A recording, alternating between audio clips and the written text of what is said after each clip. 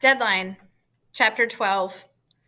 One class we don't get a break on during football season is coaches. As intense as he is on the field, that's how intense he is as a teacher. Football is a game, he says, but your education is your life. So we're sitting in his literature that means something class. It's an elective, and I think he created it partially to offset current events. Lambier is a teacher who cares what you think. Coach cares how you think. The class focuses on fiction, but if you can make a case for the literary value of any nonfiction book, he'll give you credit.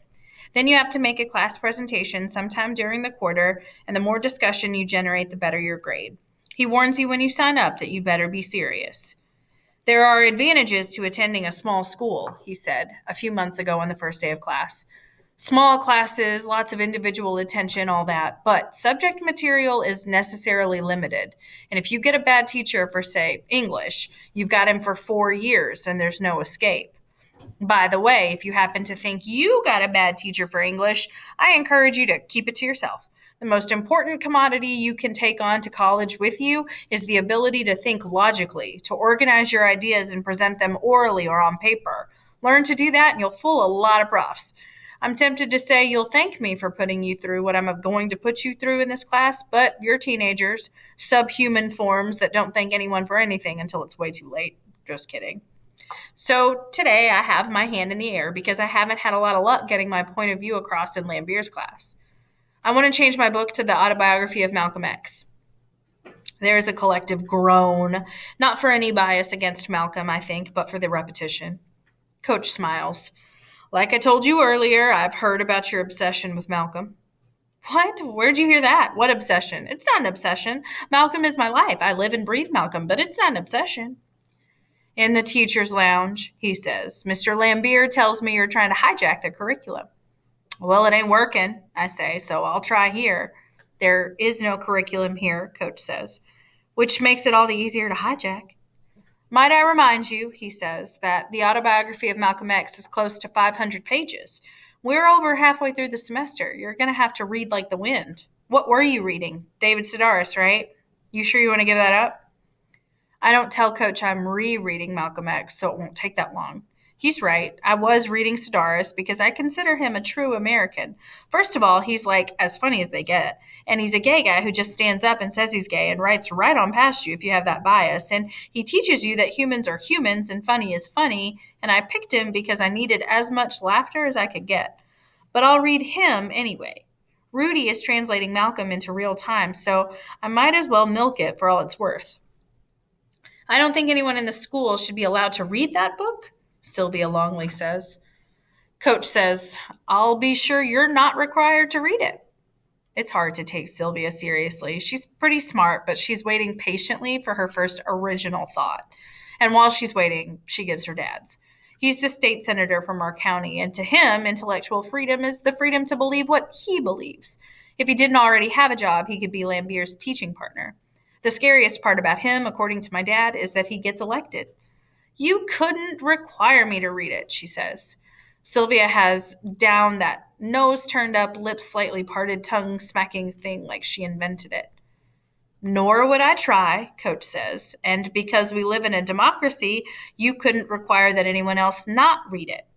That's what I like about Coach as a teacher, and as a coach for that matter. He doesn't feel the need to accommodate a dumb idea on the off chance that not doing so would bruise some kid's psyche. Burning books is not such a bad idea, Sylvia says. I can't believe this country. It's okay to burn an American flag, but it's not okay to burn some book that's full of trash. I can hear my brother shaking his head from across the room. What's trashy about Malcolm X? He says. Geez, Sylvia, tap your helmet. Have you seen the language in that book? She says. I sure should have, Cody says, and pauses for the laugh. Coach says, Careful there, golden boy. Cody raises his hands in surrender. He just makes my point, Sylvia says. You won't let him use that language in class, but you'll allow a book with 10 times worse language in it. That's hypocritical.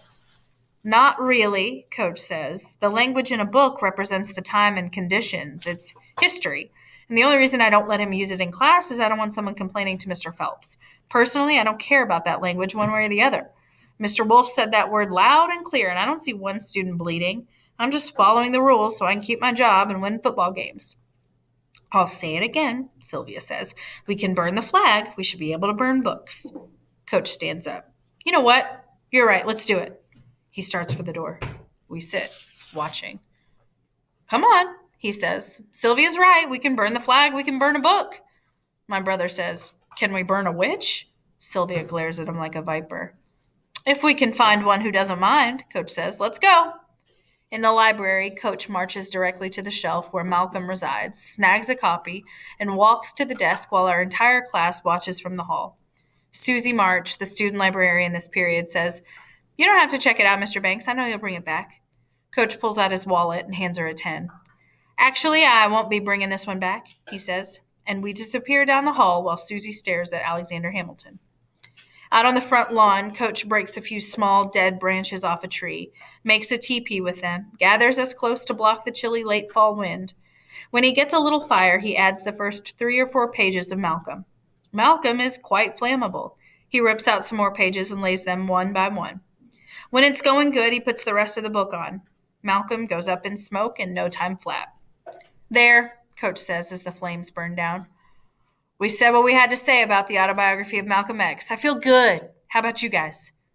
Pretty funny, Sylvia says. A lot of good that did. There are 3 more copies in the library, and you paid for that one. They can just buy another one. You want to burn them all? Coach says in mock surprise. Oh, that's different. I don't think I can get behind that. I mean, when somebody burns a flag, they just burn one or maybe a couple. They don't try to burn them all. You can say what you want, Mr. Banks, but what's in some books is poison. There have to be books that you think are trash, too. I mean, you might not say that to us, but you know it's true. You're wrong, Coach says. I would say it to you. There are a lot of books I think are trash. There are a lot of books I wouldn't recommend to anyone. I mean, there's a book in the Old Testament, which, if memory serves from the last state Senate campaign, is a big book in your house that says we're supposed to kill active homosexuals. Well, my younger sister is a homosexual. Active, I think.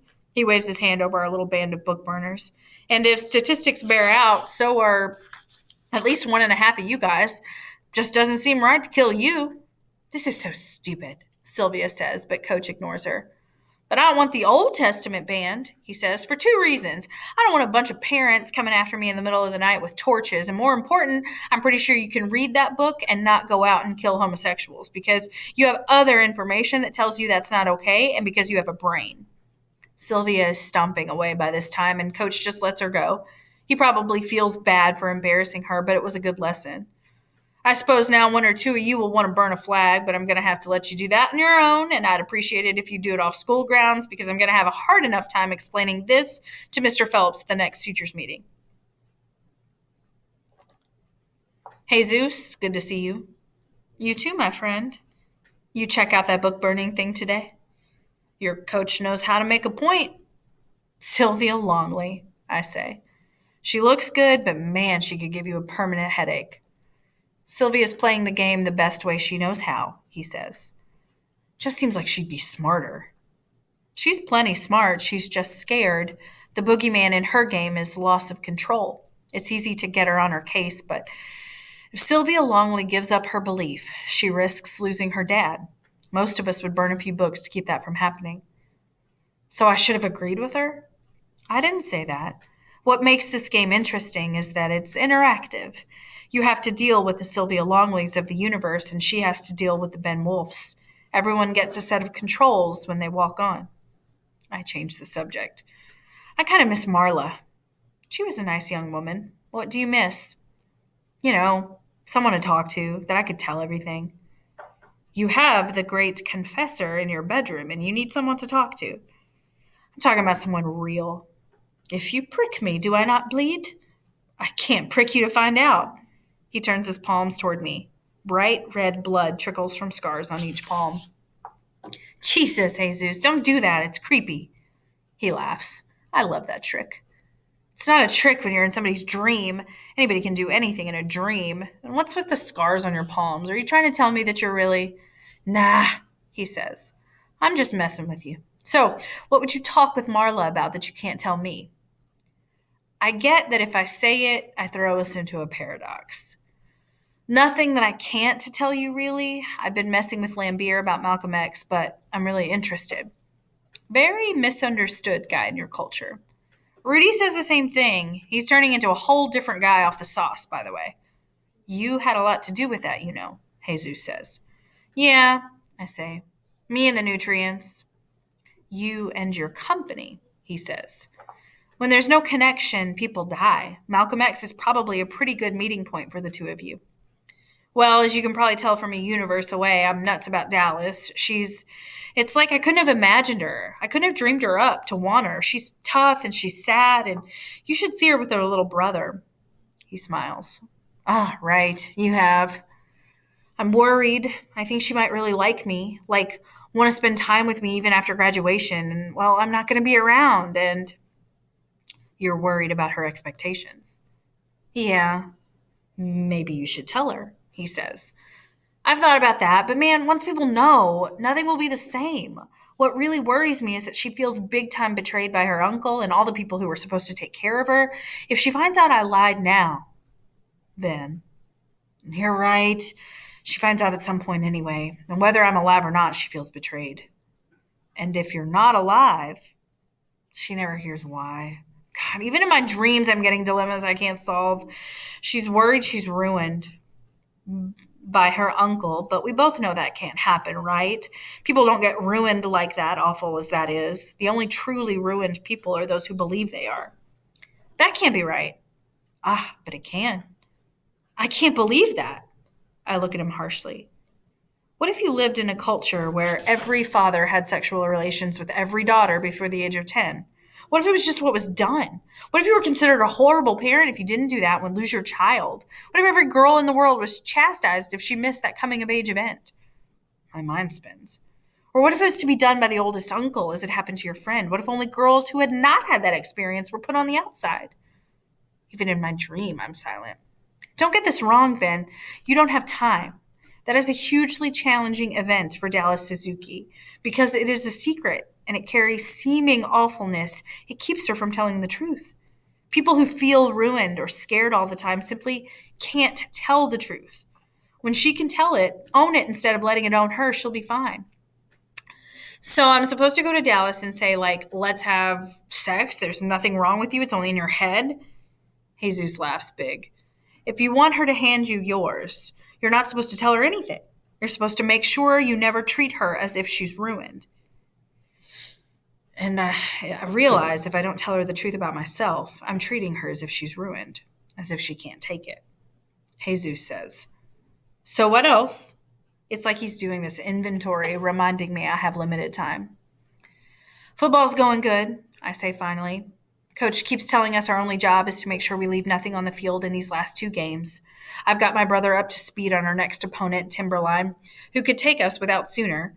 Should be a good one. I'm not feeling tired or anything yet. I'm eating good and taking all the supplements Doc gave me. Still scared, I guess. Maybe I'll be a little less scared since talking to you about this truth I'm supposed to be telling. But mostly, I want to finish the season healthy and see if I can end this right. Really scared for my mom. Maybe even more for my dad, Cody. Man, I love him. It's always felt bad not telling, but I just don't want all the complication. I want normal. Jesus puts a hand on my knee, and again I feel physically. Slow down. You might want to consider that. Relative to other people's lives, it's not normal. I'm not sure it helps to pretend otherwise. And I pop awake. I stand. Good afternoon. Good luck. I stand, walk to the window, gaze at a moonless, star-filled night, hoping for a cosmic answer I know isn't coming, as if I didn't just get one from Jesus. So I go downstairs to the kitchen for a sandwich, which will come. Whew. I've been counting on the fact that I made a good decision to keep what was happening to myself and not burden other people so I didn't have to burden myself with their responses. That was the one no-brainer back in the summer, and it was wrong. Shit. I don't know what to do for sure, but no matter what, I'm not telling until football season is over because they'd snatch me out of my pads so fast the pads would still be standing. So I have either 1 or 2 weeks to think about it, depending on what happens with Timberline.